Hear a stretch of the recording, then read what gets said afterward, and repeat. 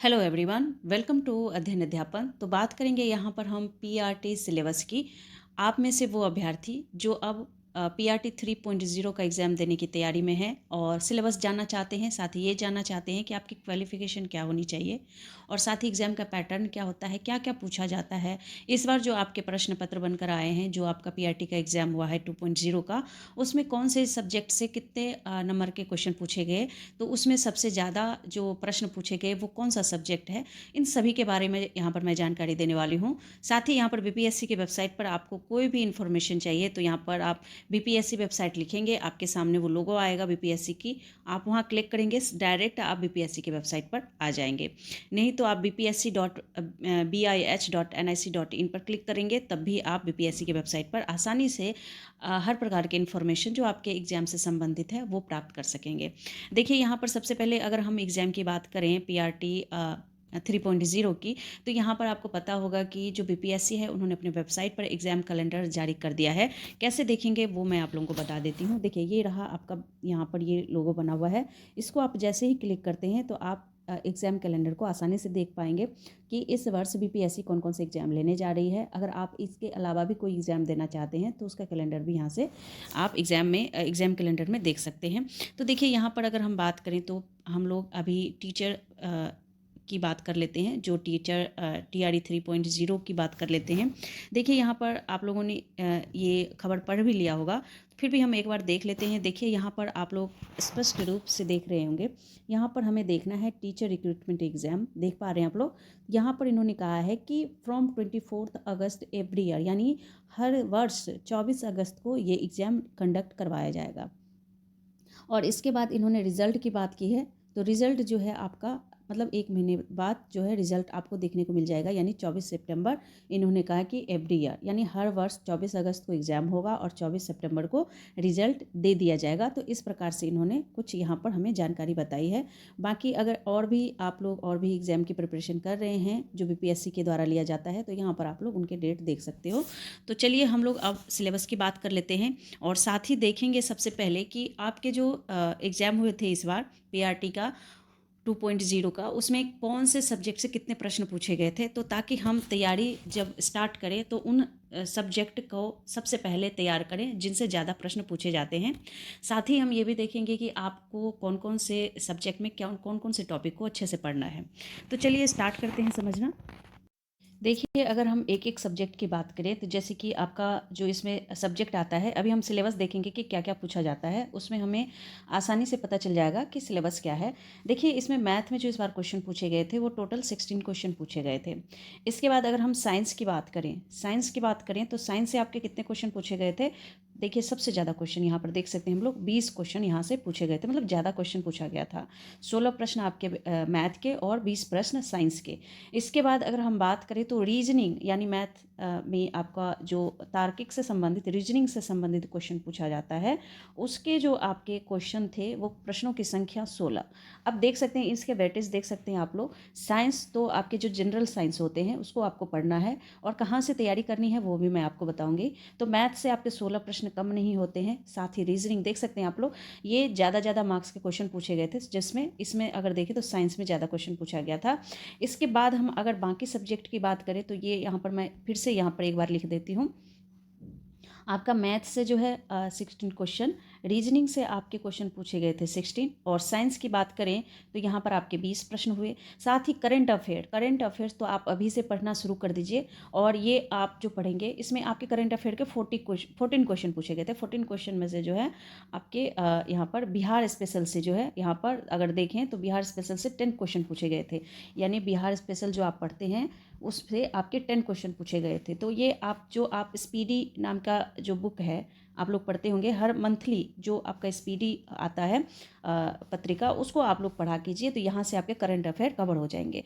इसके बाद अगर हम बात करें तो यहाँ पर अगर और सब्जेक्ट की बात करें तो देखिए, अगर हम हिस्ट्री पर जाते हैं, हिस्ट्री का अगर करें तो हिस्ट्री में क्वेश्चन पूछे गए थे आपके लगभग 12 क्वेश्चन पूछे गए थे, 12 क्वेश्चन पूछे गए थे। और जियोग्राफी की बात करें तो ज्योग्राफी में आपके जो क्वेश्चन पूछे गए थे वो लगभग सबसे ज़्यादा कह सकते हैं 23 क्वेश्चन पूछे गए थे। अब ये 23 में जो है ना आपके 5 प्रश्न जो है 4 से 5 प्रश्न जो है वो आपके ईवीएस से लिए गए थे। तो ईवीएस के क्वेश्चन 4 से 5 पूछे गए थे, बाकी ज्योग्राफी के आपके टोटल मतलब ईवीएस मिलाकर 23 क्वेश्चन पूछे गए थे।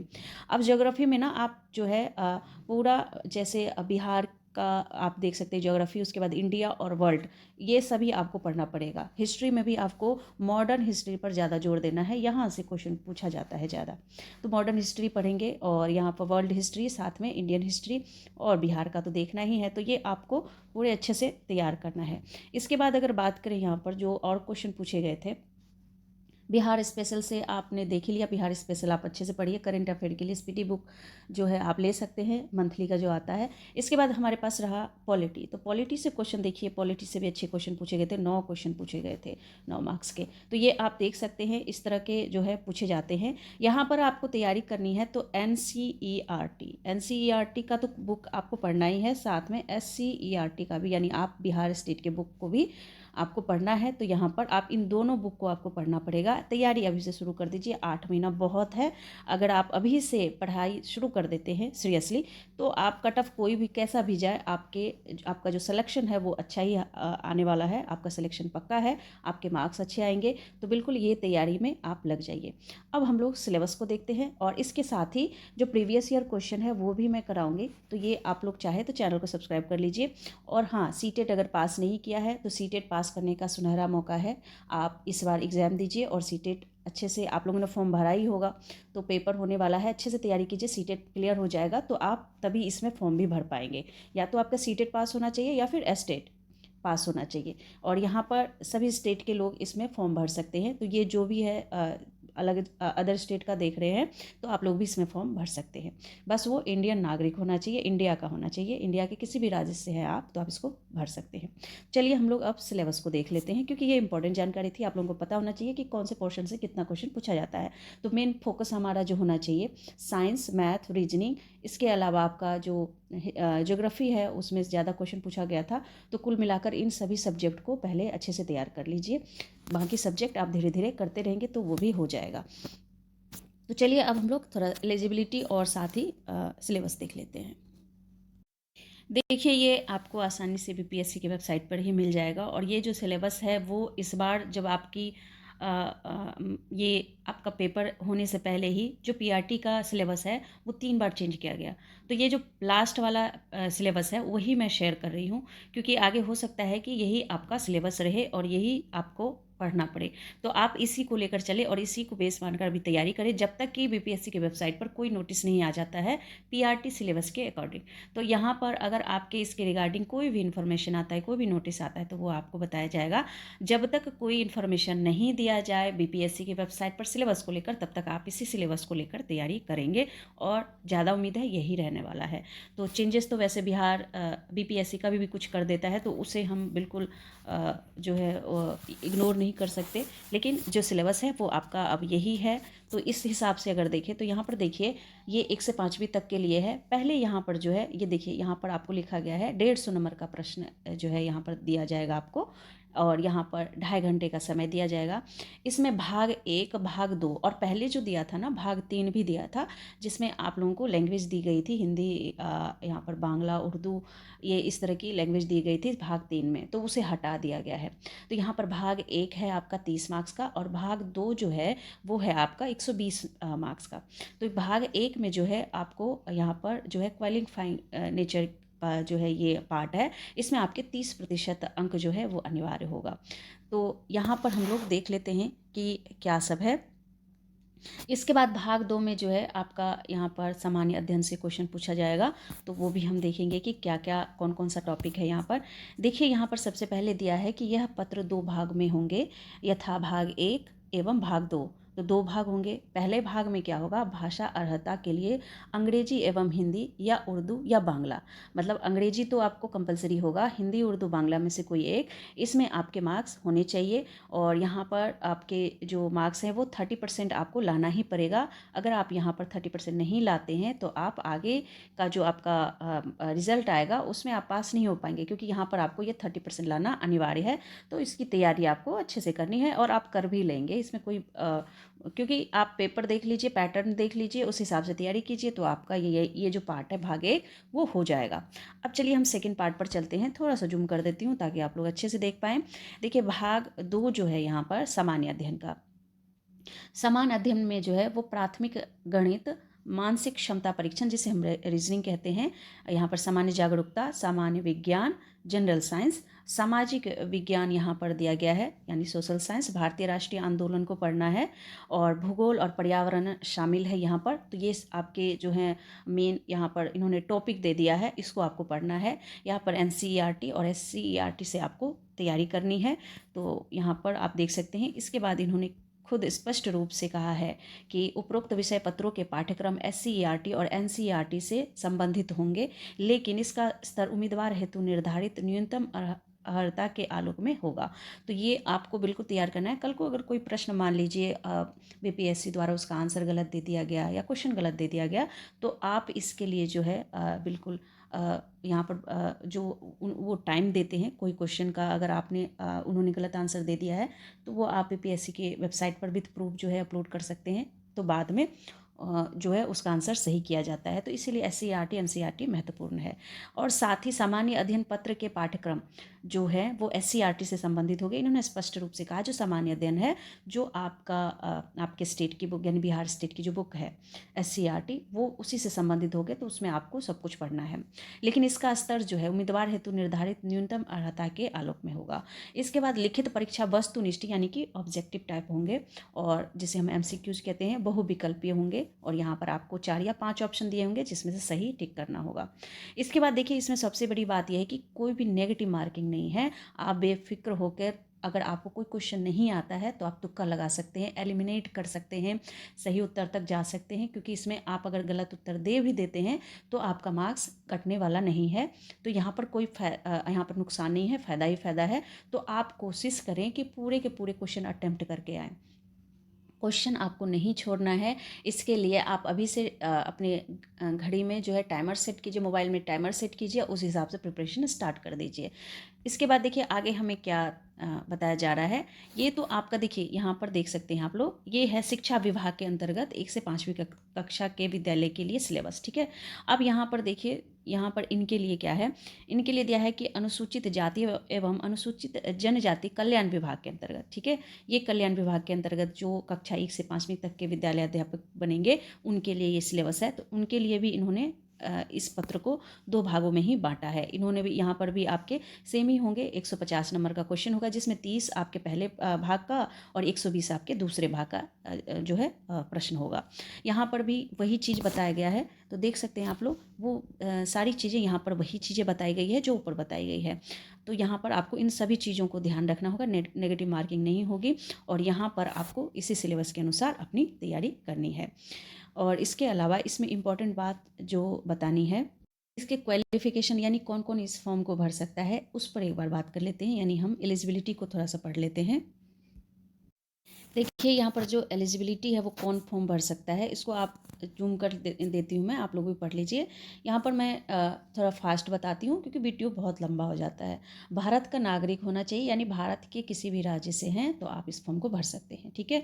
इसके बाद कह रहा है कि राज्य सरकार या केंद्र सरकार द्वारा समय समय पर आहूत शिक्षक पात्रता परीक्षा यानी STET CTET जो राज्य सरकार या भारत सरकार द्वारा यानी CTET आयोजित किया जाता है, तो वो उत्तीर्ण होना चाहिए, चाहे आप स्टेट लेवल पर या फिर आप CTET किए हो।